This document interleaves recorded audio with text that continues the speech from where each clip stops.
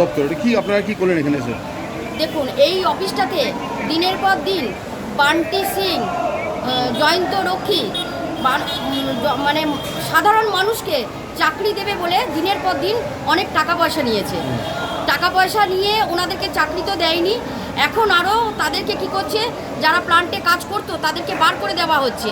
আজকে আমাদের একটাই দাবি, যারা চাকরি পয়সা নিয়েছে, পয়সা নিয়ে তাদের কাছে যে চাকরি দেওয়া হয়নি, আমরা চাইছি তারা কাজ করুক, আর নয়তো তাদের টাকা পয়সা ফেরত দেওয়া হোক। কেন এই জিনিসটা করেছে? আজকে আপনারা কি এটা কি দখলে নিলেন নাকি? অবশ্যই নিয়েছি, কেননা এখানে দিনের পর দিন দুর্নীতি হবে, চলবে, মানুষকে প্রলোভন দেখাবে, দেখিয়ে টাকা পয়সা নেবে, এটা হতে দেওয়া যাবে না।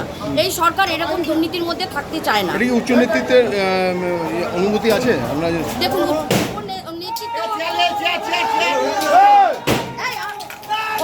আমি নিজে কোর্টে কাজে ব্যস্ত এই মুহূর্তে আমি এটা খবর পেলাম, আমরা যোগাযোগ করলাম এবং জানতে যেটা পারলাম যে বিজেপির কিছু দুষ্কৃতী বা ক্যাডার তারা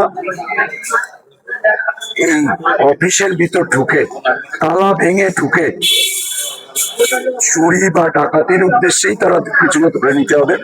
এবং শুনলাম যেটা, যে সেখানকার জিনিসপত্র সমস্ত ভাঙচুর করে সেখানে যে সমস্ত মূল্যবান জিনিসপত্র আছে সেগুলো তারা চুরি করে নিয়ে গেছে। তো বিজেপির এই চুরি করা আর বিজেপি, এটা তো সমার্থক শব্দ, এটাতে কোনো দ্বিমত আমার নেই।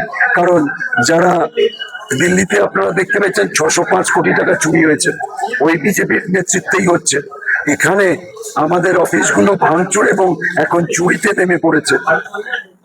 এই হচ্ছে আজকের বাংলার নতুন পরিবর্তনের সরকার, যেটা বলেছিল ভয় আউট ভরসাহীন, সেটার উল্টো হয়েছে। সারা বাংলায় এখন শুধু ভয়, বাড়িতে তালা দিয়ে এসেও মানুষের শান্তি নেই। বিজেপি দখল করতে পারে, চুরি করতে পারে, এই হচ্ছে আজকের অবস্থা।